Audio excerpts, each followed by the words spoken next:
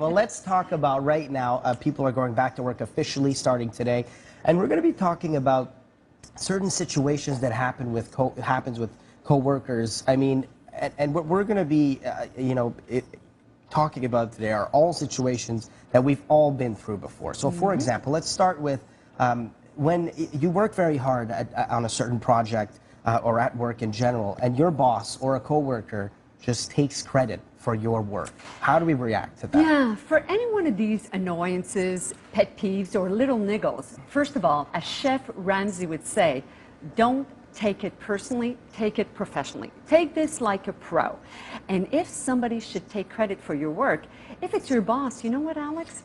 It Deal with it. Well, deal with it, because it could be your job, right? To make your boss look good. That's number one. You should make your boss look good. Now, if you're working together on a team and it's a colleague that once in a while says, oh, that was my idea, or guess what, team? I came up with blank, and you know that that was your idea while you were out there just chatting, that you stated that exact idea. So what you may want to do is start to document.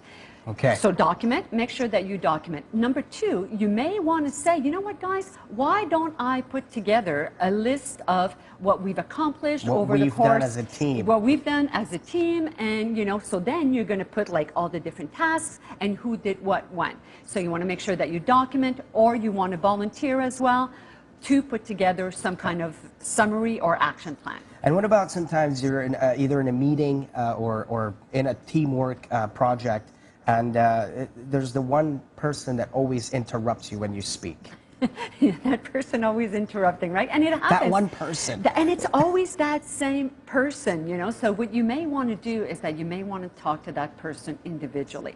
You're not going to single them out in the meeting. You're not going to go, well, could I please finish? Or, you know, you're just going to let that person go. And that person, you know what, Alex, in my experience, may not realize it.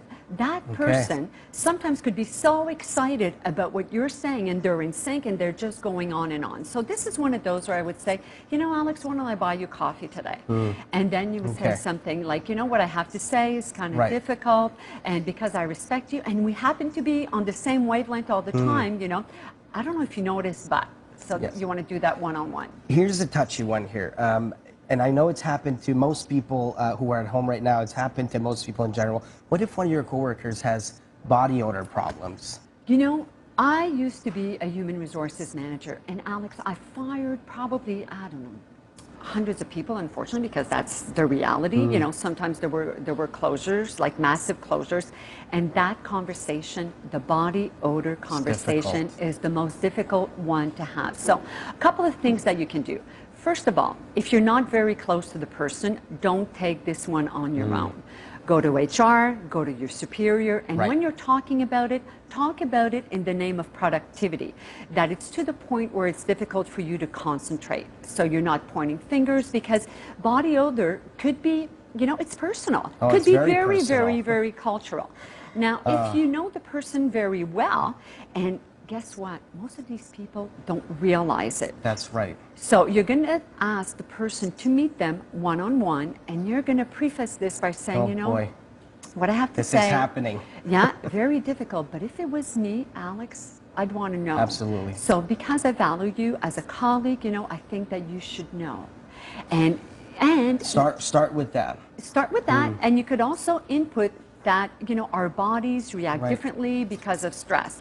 Yes. And work can be stressful, of course. And now, see, we ran out of time, Julie Blais. It was so many different situations, but all great tips. And thank you so much as the new work year starts for most people. And we'll have you back. We should talk about this some more. Yes, I'll tweet a cheat sheet for everybody. Okay, great. All the others.